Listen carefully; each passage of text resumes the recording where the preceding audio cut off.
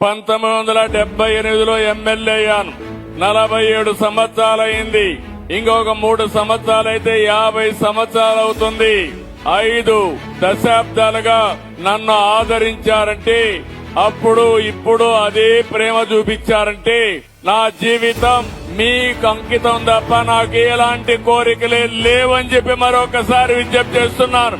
ఈ రోజు మీరు చూసినప్పుడు 9 సార్లు ఎమ్మెల్యేగా గెలిపించారు, 4వసారి ముఖ్యమంత్రి చేశారు. ఉమ్మడి రాష్ట్రంలో 9 ఏళ్లు ముఖ్యమంత్రిగా ఉన్నాను. నవ్యాంధ్రలో 6వ సంవత్సరం ముఖ్యమంత్రిగా ఉన్నాను. 15 సంవత్సరాలు ముఖ్యమంత్రిగా ఉన్నాను. 15 సంవత్సరాలు ప్రతిపక్ష నేతగా ఉన్నాను. 30 ఏళ్లు పార్టీ అధ్యక్షుడిగా ఉన్నాను. దేశంలో ఎవరికి దక్కని గౌరవం నాకు దక్కింది. ఆ గౌరవం నాకు ఇచ్చింది ఈ రాష్ట్ర ప్రజానీకమేనని చెప్పి మరొకసారి తెలియజేస్తున్నాను.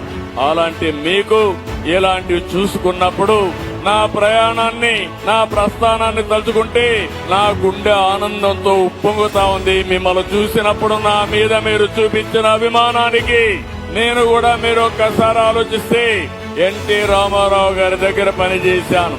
ఎన్టీ రామారావు గారిని ఆలోచించినప్పుడు క్రమశిక్షణకు మారు పేరు, పట్టుదల ఉండే వ్యక్తి. అనుకున్నది సాధించే వరకు నిద్రపోయేవాడు కాదు. ఉదయం నిద్రలేసి 5 గంటలు నేను పోకపోతే, 5 గంటలు తెల్లవారితో పోకపోతే 5 గంటల 1 నిమిషానికి ఫోన్ వచ్చేది, బయలుదేరారా లేదా అని. అలాంటి కఠోరమైన క్రమశిక్షణలో పెరిగాను. అందుకే ఆయన దగ్గర అనేక విషయాలు నేర్చుకున్నాను. అయితే ఈ రోజు నేను ఆలోచించేది ఒకటే, 40 ఏళ్లుగా ప్రజలే జీవితంగా బతికాను. రాష్ట్రం బాగుండాలని ఆలోచించాను. ప్రజల జీవితాల్లో మార్పు రావాలని కోరుకున్నాను. మన బిడ్డల యువత భవిష్యత్తు బాగుండాలనేది నా ఆకాంక్ష అని చెప్పి కూడా నేను మీకు తెలియజేస్తున్నా.